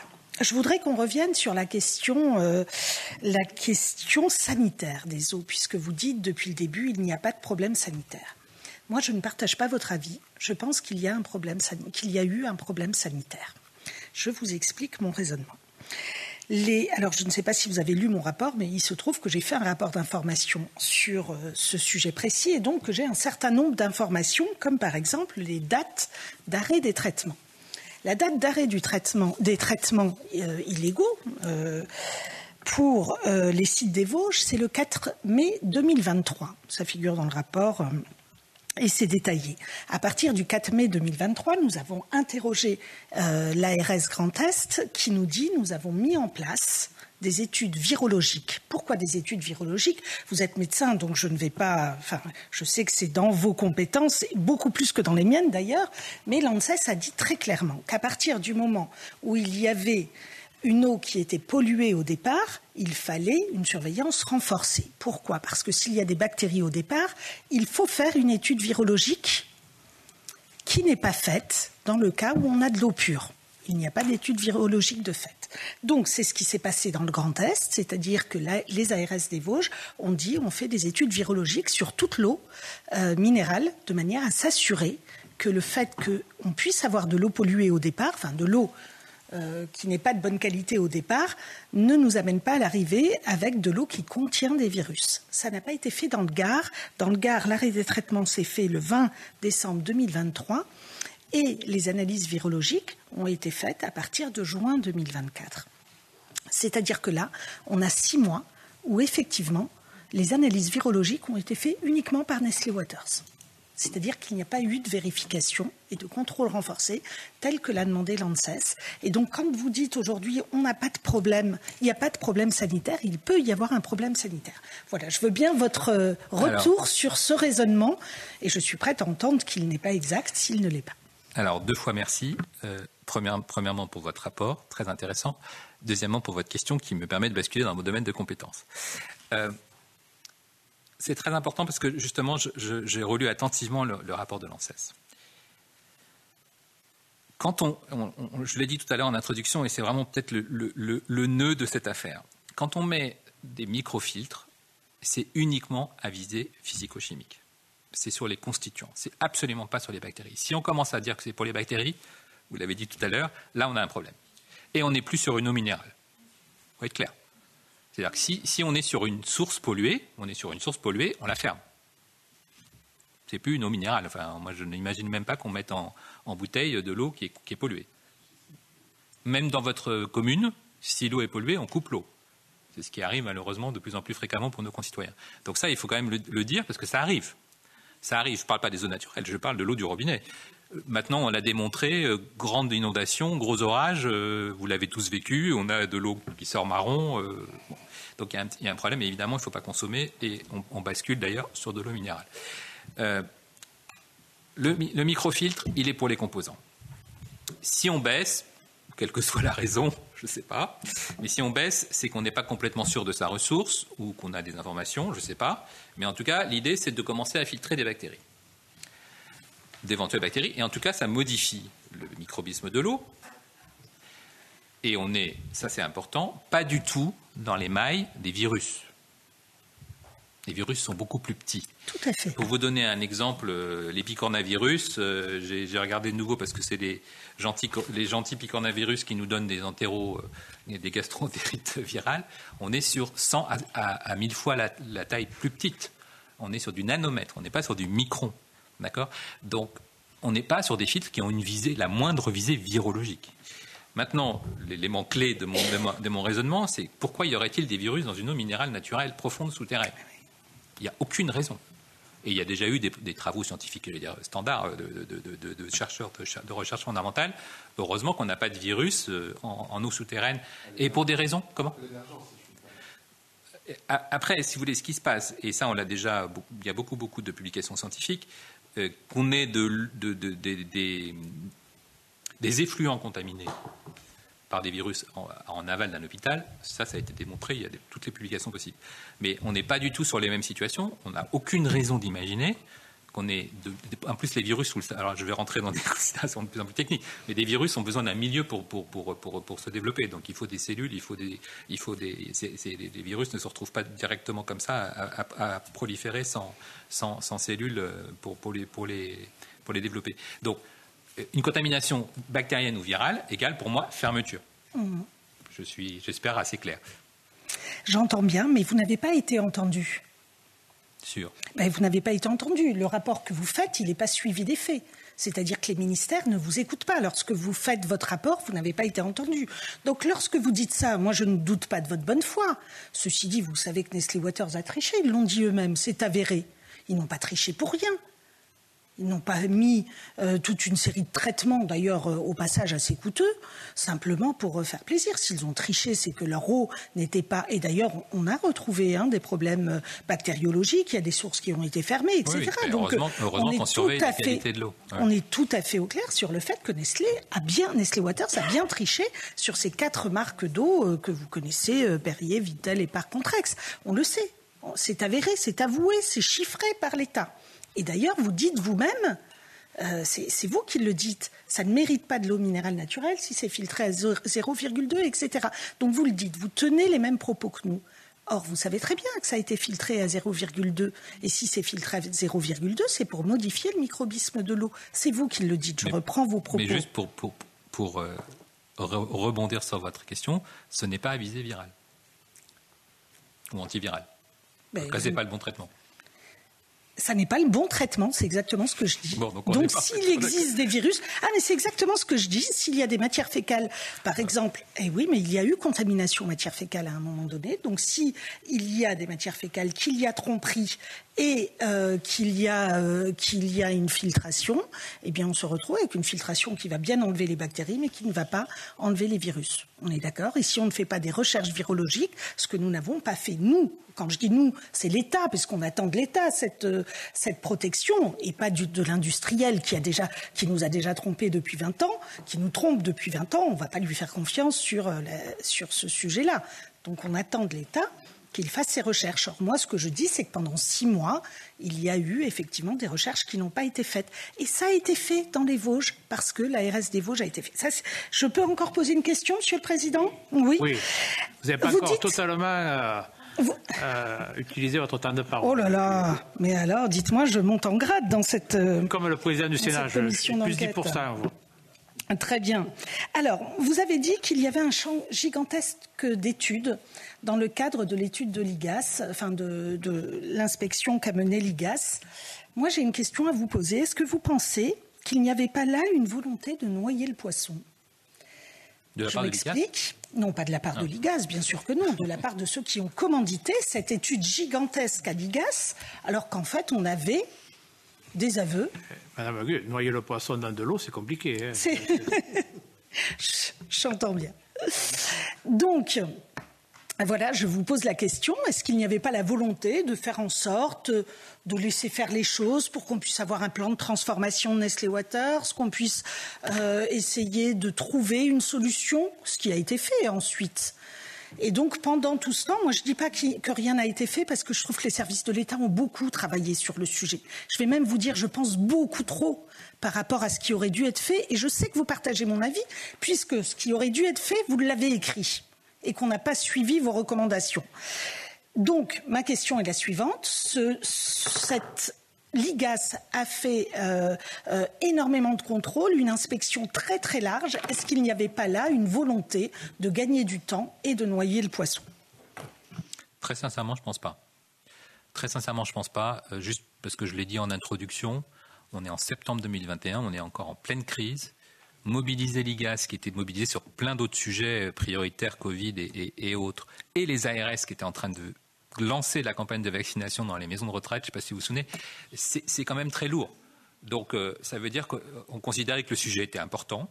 C'est une signature 3 ministres, c'est aller voir partout, qu'on comprenne ce qui se passe. Donc moi je le prends dans l'autre sens. Alors effectivement, j'ai dit vous êtes gentil, vous me dites que j'avais le diagnostic au début, peut-être. Mais ce que je veux dire, c'est que de savoir ce qui se passe, non seulement sur une ou deux sources, mais globalement, et quelle est la pratique nationale, nous a quand même beaucoup aidé, à la fois pour saisir l'ANSES et ensuite pour notifier à la Commission européenne. Donc on a quand même besoin d'avoir des informations, et je pense que de toute façon, on nous l'aurait demandé.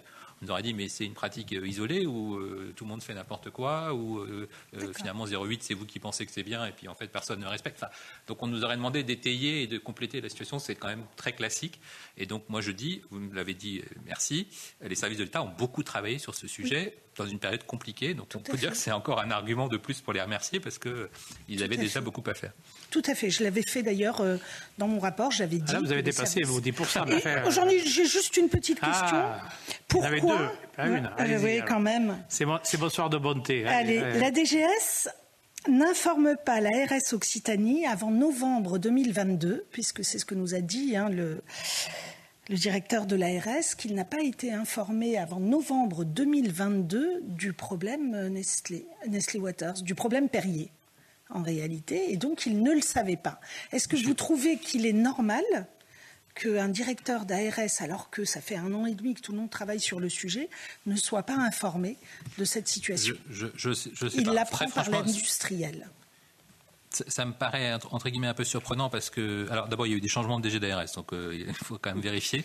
Il y était depuis le mois de juin ou de juillet. Oui, mais c'est peut-être ça aussi qui s'est passé, parce que quand on a lancé l'inspection, on était avec son prédécesseur. Si je ne me trompe pas, il faudra qu'on vérifie les dates. Mais en tout cas, c'est ce que je vous disais, toutes les inspections sont adressées à l'ensemble des directeurs généraux d'ARS. Donc On peut pas imaginer qu'une mission IGAS soit sur votre territoire sans que le DGDRS soit informé. Donc après, est-ce qu'il n'y a pas eu de transmission d'informations entre directeurs? Ça, c'est possible, je ne sais pas. Elle était terminée quand il est arrivé. Mais il n'y a pas eu de volonté de non-transparence vis-à-vis des DGDRS qu'on voyait. Enfin, à cette époque-là, moi j'avais les DGDRS quasiment tous les jours au téléphone, donc on était vraiment dans un échange d'informations. Il n'y a aucune raison d'ailleurs de cacher entre DGS et ARS la moindre information sanitaire. Très bien, je vous remercie. Merci. Donc maintenant, il y a M. Khalifé qui avait donné la parole. Merci beaucoup, Monsieur le Directeur. Vous m'excusez pour ce retard tout à l'heure. J'étais pris sur un autre lieu du Sénat. Moi, je voulais revenir 3 secondes sur les manifestations cliniques, si on peut dire. Vous avez dit que vous n'avez pas eu de signalement clinique, ce qui est probable, même si cela devrait être mineur, s'il y en a eu. Mais est-ce que vous avez mis un registre, soit au niveau de l'ARS, soit au niveau de la DGS, pour essayer de recenser les cas éventuels ou non? Mais vous savez, les toxines-infections alimentaires collectives, donc les origines entériques ou hydriques, elles sont à déclaration obligatoire, à signalement obligatoire. Voilà. Donc on a des signaux qui sont... Et puis alors en plus on était avec une mobilisation sans précédent de Santé publique France et des ARS. Donc tout signal, en particulier à cette époque, était analysé, j'allais dire, au quotidien, alors qu'avant c'était plutôt hebdomadaire. Donc non, heureusement, mais après il y a quand même évidemment une attention toute particulière et principale pour l'évolution clinique ou pour le moindre signal d'épidémie, en particulier si c'est une épidémie qui évoque une origine hydrique ou alimentaire. Et ensuite, il y a une enquête immédiatement qui est lancée si un signal ou un groupe de cas a été signalé quelque part. Donc ça, c'est quelque chose qui fonctionne même aujourd'hui sans alerte. Ok, j'ai le droit à 2 questions encore. Bien sûr, même 3. Vous êtes trop bon ce soir. J'en profite. D'après vous, quelles sont les motivations de Nestlé pour frauder? Aucune idée. Aucune idée. Non mais... Bon, alors je repose la question autrement. Je fais comme monsieur le rapporteur. Nestlé est une multinationale. Je suppose qu'ils ont d'autres structures en dehors de la France qui commercialisent de l'eau. Est-ce que vous êtes intéressé à cet aspect-là? Je poserai la question demain aux dirigeants de Nestlé, mais je préfère vous entendre aussi. On est d'emblée dans une démarche européenne. On est sous le cadre d'une directive qui a été transposée. On est dans une obligation d'échange d'informations sanitaires qu'on assure, j'allais dire, au quotidien par des mécanismes automatiques d'échange d'informations. Donc le champ sanitaire, il est d'emblée européen. Et donc ensuite, vous vous retrouvez avec un producteur d'importance majeure. Mais est-ce qu'il utilisait la même technique dans ses usines ailleurs? Aucune idée, parce que là aussi on peut imaginer soit qu'il ait une démarche générale, soit qu'il ait une démarche de site où le responsable de site prend des décisions parce qu'il a des informations en sa possession. Ça, je n'ai pas, j'ai même pas rencontré les moindres responsables de cette entreprise. Donc c'est une tradition à la DGS. On a un mur hermétique avec les entreprises privées.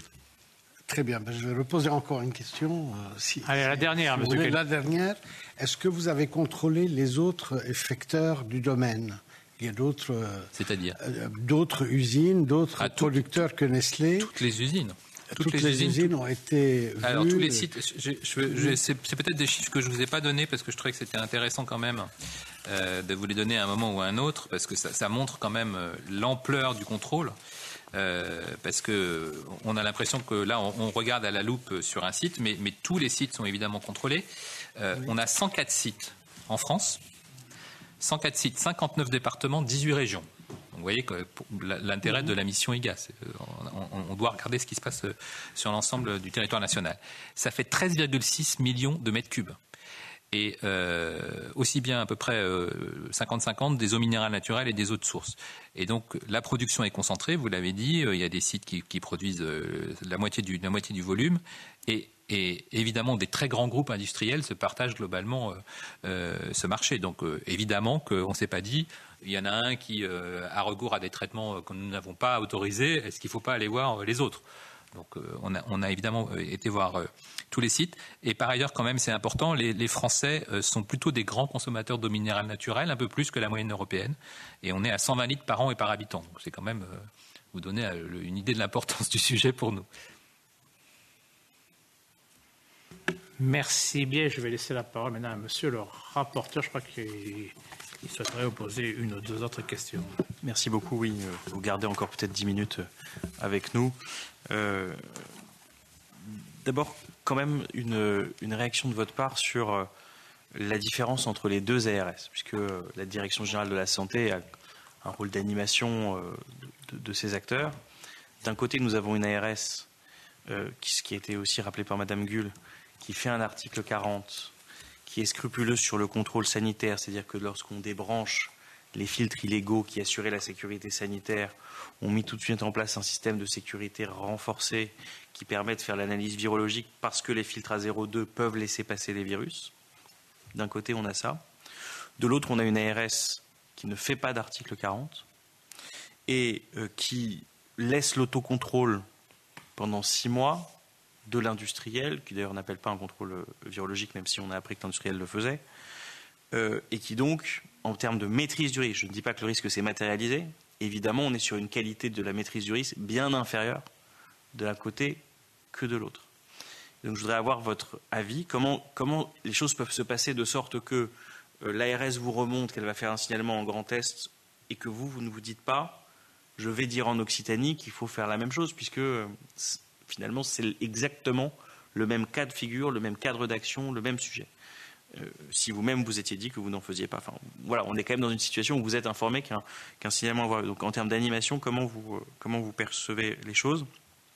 Deuxième élément, sur la question de l'IGAS et les ARS, finalement, j'ai envie de dire aussi que la solution Salomon de départ était la bonne. C'est-à-dire qu'en fait, on se rend compte que les ARS sont informés, mais avec un retard pas possible dans cette affaire, sur un industriel qui les trompe et qui finalement va lui-même leur montrer à un moment, parce qu'il considère que c'est le moment, voilà la manière dont parce qu'en fait c'est Nestlé qui montre à l'ARS, voilà comment j'ai triché, ouvrez cette armoire, vous verrez, c'est là que étaient les différentes choses. Donc comment on peut se retrouver dans cette situation-là, en effet, de problème informationnel entre l'État central et ces ARS-là. Et peut-être aussi quand même dans votre note, je trouve qu'il y a un, je me permets, c'est juste une remarque, mais le détachement que vous avez vis-à-vis de la décision de la CID, alors que dans votre note, par exemple note du 20 janvier, vous dites il faut suspendre immédiatement l'autorisation d'exploitation et de conditionnement. Il y a un écart qui pour moi m'interpelle. Alors je sais bien que vous avez un tas de sujets à régler quand vous êtes directeur général de la santé. Vous dites bon, la décision politique est passée, mais si la force de vos recommandations, l'éloignement de la décision publique, il y a quand même un grand écart. Pas forcément agréable. Et dernière question, et puis après comme ça vous répondez à tout peut-être d'un seul coup. Hein. Est-ce que de tout ça vous gardez des recommandations qui pourraient nourrir le travail de la commission et qui pourraient nous faire nous progresser dans le chemin qui est celui du contrôle des eaux minérales naturelles? Merci monsieur le rapporteur. Alors, je crois que ça a déjà été dit par les DGS actuels, on n'a pas d'autorité hiérarchique sur les ARS. Hein. Ça, c'est vraiment important. Les DG d'ARS, et heureusement, ont une vraie et une grande autonomie et une indépendance de décision, et ils sont évidemment en appui des préfets. On a un enjeu d'animation, mais l'enjeu d'animation, il fonctionne. Donc, je dirais qu'il n'y a pas eu de soucis sur ce point-là, en particulier parce que la mission IGAS a été partagée, qu'il y a des collèges de DG d'ARS, donc je pense qu'il n'y a pas eu de sujet de ce côté-là. Par contre, effectivement, les organisations, les réponses et les suivis ARS sont peut-être différents. Mais peut-être aussi pour des bonnes raisons. Donc, comme ne connaissant pas la situation régionale, je ne sais pas si leurs rapports d'inspection n'ont pas été les mêmes, si les conditions ont été différentes, si les rapports techniques ont été différents. Après, ce que je dis, ça c'est important, c'est que dans l'autre sens, l'ARS a toujours le loisir de demander à la DGS un appui pour dire est-ce que c'est comme ça qu'il faut faire ou pas. Donc certains le font, certains ne le font pas. Et j'allais dire, heureusement que les gens sont grands et adultes pour dire je me débrouille ou je me débrouille pas. Mais pour revenir sur votre question nationale, on est de plus en plus quand même sur une démarche nationale. C'est la tendance. Il faut qu'on ait une homogénéité nationale. C'est pour ça qu'on s'est dit pourquoi il y a cette hétérogénéité de seuil de coupure. Les enquêtes nationales, maintenant, le service national d'enquête est très solide. Il y a aussi une coordination des inspections qui se fait. Pourquoi j'ai réagi avec autant de calme au résultat de la CID, parce qu'on avait lancé aussi l'appui scientifique et technique de l'ANSES. Donc pour moi, je continuais sur cette démarche-là, qui était de dire, bon, là, OK, on a peut-être perdu l'arbitrage, ça peut arriver, mais il va falloir qu'on accompagne les ARS concrètement sur la réponse aux situations locales. Et donc ça me permettait d'espérer quand même qu'on ait un vrai appui technique et scientifique de l'ANSES, qui est d'ailleurs arrivé juste, je crois, en avril, pour accompagner les ARS. Et les ARS, on a eu beaucoup besoin, parce qu'en fait, on avait vraiment besoin d'une expertise en plus pour accompagner le plan de gestion, le plan de renforcement des contrôles. Donc pour moi, il y avait certes cet arbitrage, pas effectivement ce que j'avais proposé dans ma note, ça arrive, mais on avait quand même l'obligation d'accompagner les ARS sur un plan d'action efficace et concret.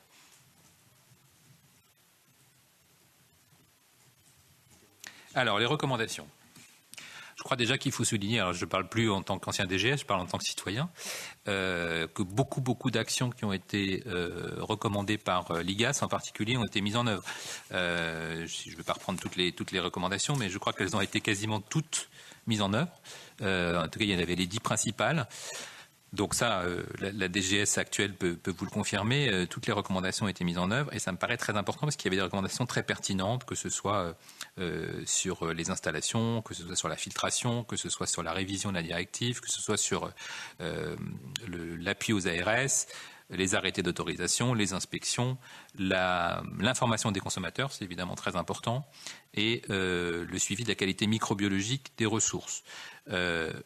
Donc ça, je pense que c'est bien. La démarche européenne, elle est toujours en cours, 2024-2025, et le plan d'inspection aussi.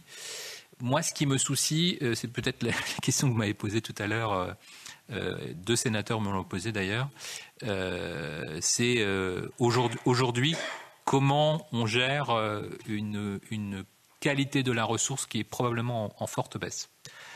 Mais pas parce que les producteurs en sont responsables, mais parce que la situation a beaucoup changé. Et ça, je pense que c'est un sujet. Parce que, pour nos concitoyens, c'est compliqué. Hein. On a les eaux minérales naturelles, les eaux de source, l'eau du robinet, on ne sait plus quoi faire. Les femmes enceintes nous disent, mais qu'est-ce que je dois choisir quoi? Ça a un coût. Il y a la confiance du consommateur. Et en même temps, la ressource diminue beaucoup pour... Les élus ici présents qui sont dans certains départements et régions touchées, on est vraiment, je pense, au bord d'un non-accès à l'eau dans des communes majeures. Je pense que ça va arriver dans les 5 ans qui viennent. On va avoir des grandes villes où il n'y aura plus d'eau. Un été prochain, on va nous dire il faut envoyer des camions pompes ou des packs d'eau minérale. Donc, on en est là. Et donc, il faut qu'on ait vraiment une grande priorité qui est de défendre l'eau potable au robinet. Et objectivement, il y a de plus en plus de soucis, donc c'est pour ça qu'on est très attentif. Après qu'on ait des eaux de source et des eaux minérales de qualité, c'est indispensable. Mais à ce moment-là, que les industriels qui en sont responsables s'assurent que c'est bien de l'eau minérale naturelle. Et qu'on définisse bien ce que c'est que des eaux minérales naturelles, parce que les consommateurs attendent des qualités microbiologiques et des qualités physico-chimiques particulières. Moi, j'aurais une dernière question à vous poser qui va d'abord partir de vos propos préliminaires, monsieur le directeur général, parce que vous avez expliqué et vous avez eu raison de dire qu'à la même période, vous avez eu à gérer et vous avez rendu un hommage appuyé à vos services et à l'ensemble des praticiens de la Covid, qui était quand même pour vous un sujet majeur que vous avez dû gérer. À travers la période Covid, vous avez rencontré, on a tous le souvenir des points de presse le soir où des fois vous étiez avec le Premier ministre ou divers ministres. Et donc, par rapport au sujet, on voit que vous avez une proximité, et c'est normal par rapport à votre fonction avec les ministères, voire avec Matignon. Est-ce que sur le sujet, donc ce sujet de filtration d'eau minérale, vous avez pu évoquer le sujet avec soit Matignon, soit l'Élysée? Pas du tout. Alors c'est très clair, non. Ni avec le président de la République, ni avec le Premier ministre ou les premiers ministres. À l'Élysée, de manière générale. Non, mais je vous le dis parce que... Il y a beaucoup de monde à l'Élysée ou à Matignon. Voilà. Oui, mais très objectivement, non. Et très clairement, non. D'ailleurs, je n'ai pas participé aux réunions qui ont été évoquées dans la presse. Je rebondirai, Monsieur le Président, si vous m'autorisez, sur cette époque Covid, pour bien préciser mon intention. C'est pas pour dire... soyez gentils, c'est des circonstances atténuantes, c'était compliqué pour tout le monde. C'est le contraire. Non, mais c'est le contraire. C'est-à-dire que je suis quand même impressionné, et Madame la sénatrice l'a dit tout à l'heure, par la réactivité et les efforts qui ont été déployés par les ARS et l'IGAS, alors qu'on était quand même dans une période très compliquée. Donc je le présente comme ça. C'est-à-dire qu'en fait, ils ont été extrêmement rigoureux. On aurait pu avoir des réactions. Vous êtes sûr qu'il faut qu'on aille faire de l'inspection des eaux minérales alors qu'on est censé finaliser la vaccination des personnes âgées. Donc ils se sont surmobilisés pour répondre à cette question dans une période très compliquée. C'est pour ça que je leur rends hommage ce soir. Merci beaucoup. Alors, comme ce soir je suis plus large, donc Monsieur Gillet, oui, vous avez le droit à une question courte par contre. Je vous remercie, Monsieur le Président. Désolé, professeur, mais elle sera très courte. Est-ce que justement dans cette période de Covid, on peut imaginer que le spectre des symptômes Covid ait pu dissimuler, à un moment donné, des problèmes d'ordre sanitaire sur ces eaux? Très franchement, je ne pense pas. Parce que quand même, les formes Covid, on les avait testées. C'était l'époque où on avait les tests. On avait les formes respiratoires qui étaient parfaitement cliniquement authentifiées à l'hôpital. Et on avait des PCR Covid. Donc, quand vous avez une PCR Covid... Le Covid n'est pas dans l'eau. Hein. Alors, il ne faut pas qu'on inquiète les personnes. Ce qui peut être éventuellement dans l'eau, c'est ce qu'on appelle les entérovirus sur des épisodes de contamination par des effluents. C'est pas trop court, là, vous avez dépassé. Je parle bien des spectres des symptômes. Quand on parle du contrôle et du registre, des éléments qui remontent, à déclaration obligatoire, il peut y avoir des symptômes, à un moment donné, liés à une contamination de l'eau qui ressemblent à des symptômes Covid. C'est ça ce que je veux dire, et qui peuvent être noyés dans un cadre épidémiologique. Oui, mais avec des prélèvements qui seront dans un sens ou dans un autre. Soit vous avez un prélèvement positif Covid, soit vous avez un prélèvement positif entérovirus ou coliforme ou entérocoque. Donc, on a quand même des bons laboratoires et des bons médecins en France qui sont capables d'aller jusqu'au diagnostic microbiologique. Surtout pour les formes significatives. Eh bien, écoutez, je crois qu'on va terminer par cet échange. Alors, moi, je tiens à renouveler mes remerciements en mon nom, mais je crois que je peux rajouter celui du rapporteur de l'ensemble des membres de la Commission pour cette audition qui, pour nous, a été très enrichissante. Pour remercier également, je vous l'avais dit tout à l'heure, mais je vous renouvelle pour votre franchise, Monsieur le Directeur. Donc, sous serment. Hein. Merci, oui, mais je vous remercie. Mais des fois, ça peut arriver que des fois sur serment, il y a moins de franchise, peut-être. Donc, mais vous, on peut considérer, je tiens à le souligner, à vous en remercier publiquement. Merci beaucoup. Et mes chers collègues, donc, on se retrouvera demain après-midi à 14h, puis à 15h30 pour des auditions, là aussi, qui vont être passionnantes, puisque ce sont d'abord l'audition du ancien directeur du site Nestlé des Vosges, et après du site Nestlé du Gard, non c'est d'abord du Gard pardon, et des Vosges, et c'est en salle Médicis, donc vous ne vous trompez pas monsieur le rapporteur. Voilà, merci beaucoup, bonne soirée, à demain.